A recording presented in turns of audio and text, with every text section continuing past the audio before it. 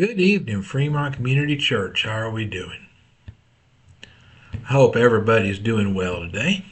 I wound up in a walking boot today, but you know what? It is what it is. I'll explain more on Sunday.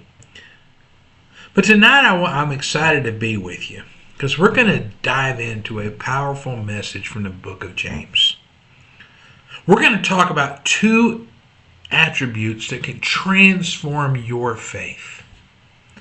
The first one is patience, and the other one is persistence. Now, in a world that is obsessed with quick fixes, and we're going to explore tonight why a faith that lasts is rooted not necessarily in comfort, but endurance. So get comfortable, because this is going to be a journey worth taking this evening. And I want to begin by reading a couple of passages from the book of James. First, I'm going to read James 1, 2 through 4. Then I'm going to read James 5, 7 through 11. So bear with me as I start with James 1. And it says, "Consider it pure joy, my brothers and sisters, whenever you face trials of many kinds, because you know that the testing of your faith produces perseverance. Let perseverance finish its work so that you may be mature and complete, not lacking anything." Then we move over to James 5, verses 7 through 11. It says this, "Be patient then, brothers and sisters, until the Lord's coming. See how the farmer waits for the land to yield its valuable crop, patiently waiting for the autumn and spring rains. You too be patient and stand firm, because the Lord is coming near. As you know, we count as blessings those who have persevered."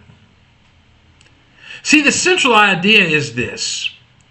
A faith that lasts is not built on constant comfort. It's just not.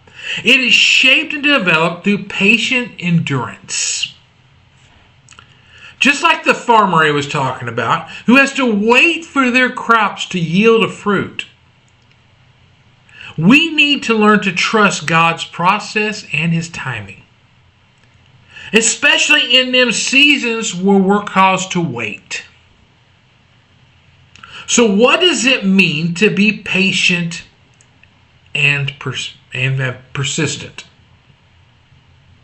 Well, let's face it, my friends. Nobody enjoys waiting. We want results now. And if you're anything like I used to be, you may even have an entire pantry that's dedicated to instant ramen. Because who really wants to wait for anything, right? But here's the real truth, the honest to God truth. Much of our growth in faith comes through waiting. Waiting for answers, waiting for healing, waiting for those dreams to unfold in our lives. And James reminds us these trials that we face are not just obstacles. They're opportunities for growth. Many of us, if we're honest, will think this all the time. We ask these questions to ourselves. Why would God let me go through this? But perhaps the question we all should be asking is this: what can I learn in this waiting season? Because, my friends, each trial we endure, it builds our perseverance. And it brings us closer to the maturity that God desires for all of us. See, we all have those moments. We have those moments when we wish we could fast forward through the tough times. We want thriving friendships. We want the successful career. We want the healing and we want the happiness. But we don't want the messy middle that is involved in it. And this brings us to our contemporary hook. We're talking about the myth of the quick fix. See, social media feeds are filled with gurus offering tips for instant gratification. lose weight in 7 days. The new one is if you start this workout thing, your wife won't recognize you in 30 days. Get rich overnight. I don't know how many of those I see daily. But real life, we all know, does not work like that. Usually, if it sounds too good to be true, it probably is. But Psalms 37:7 says this for us. It says, "Be still before the Lord and wait patiently for Him." He's saying that it's in these waiting periods that we often discover our true selves. And we deepen our relationship with God. So let's pivot a little bit to a more practical approach. He's like, this is nice theory, Kevin, but what do I do with this? So I want to take a moment and I want you to reflect on a past trial that grew your perseverance. It doesn't have to be a huge thing. It could be something simple like dealing with a tough class in school or a work project that felt just totally overwhelming.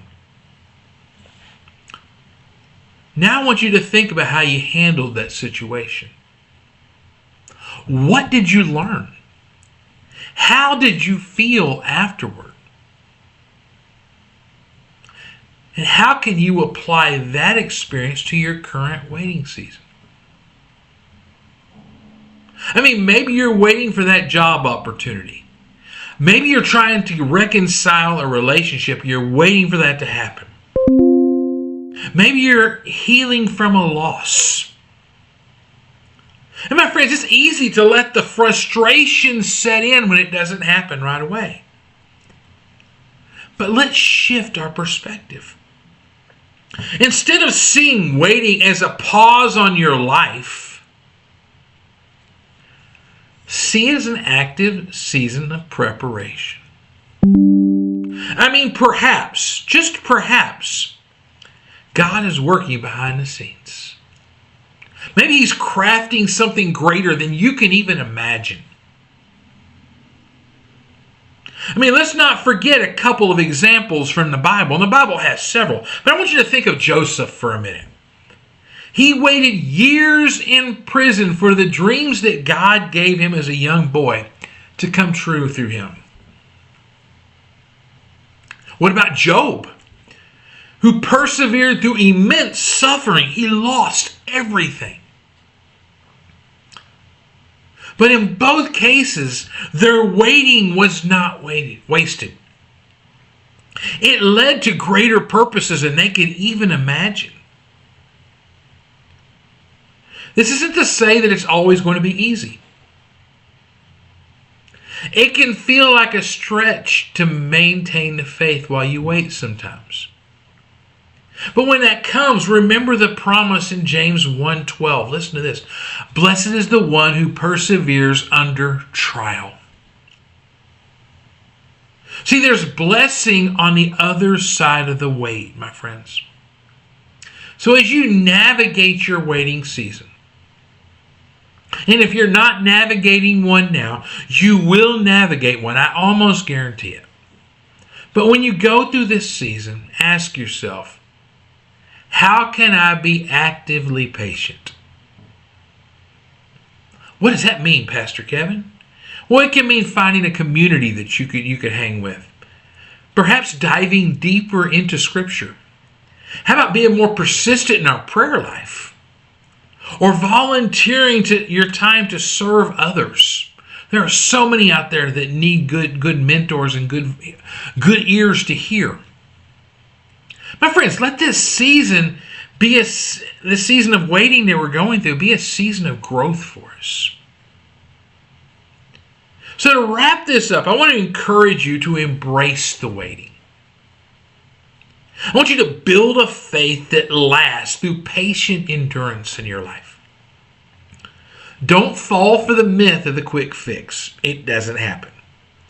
Instead, trust God's timing, my friends, and His process. See, your perseverance will reap a bountiful harvest if you persevere. if you stick with it. I want to thank you for joining me. Remember, my friends, your waiting is not in vain. Have a great day. Take care.